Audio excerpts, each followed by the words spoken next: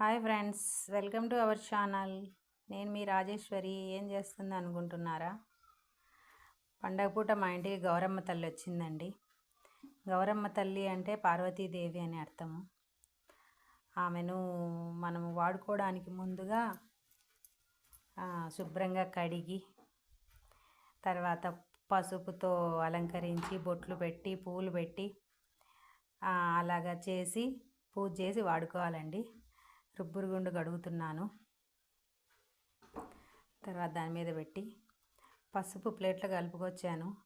మొత్తం అంచులంతటికి పసుపు రాసి కుంకుమ పెట్టి అలంకరించాను. మనకు తెలిసిన పద్ధతి మనం చేసాము. చాలామంది చెప్తుంటారు చాలా చాలా చెయ్యాలి అని. మనకు తెలిసింది అదే. మనకు తెలిసిన ప్రకారం మనం చేస్తాము. మన పాత పద్ధతులే మనం ఫాలో అవుతుంటామండి.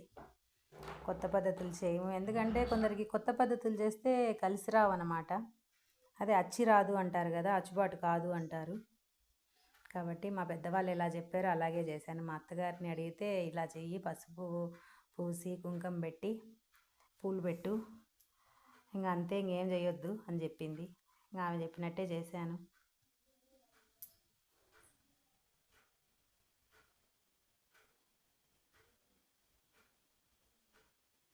ఈ పువ్వులు మన గార్డెన్లో పూసినయేనండి. మన గార్డెన్లో 8 రకాల మందారం చెట్లు ఉన్నాయి. బిస్కెట్ కలర్ మందారం ఉంది. రెడ్ కలర్లోనే 2 రకాల మందారాలు ఉన్నాయి. 5 రెక్కలు ఒకటి ఉంది, 6 రెక్కలు ఒకటి ఉంది. తర్వాత నసం కలర్ ముద్ద మందారం ఉంది, ఎరుపు పెద్ద మందారం ఉంది. అలా చాలా రకాలు ఉన్నాయి. వాటి గురించి కూడా మనం ఒక వీడియో తీద్దాము. పసుపు కుంకుమ రాసిన తర్వాత బియ్యం వేసి రుబ్బాను. బియ్యం వేసి రుబ్బితే అప్పుడు మనం వాడినట్లు అనమాట. ఈరోజు మంచి రోజు బాగుందని చెప్తే బియ్యం వేసి రుబ్బాను. రుబ్బిన తర్వాత ఇంకా మళ్ళీ ఇసుక పోసి రుబ్బాలి.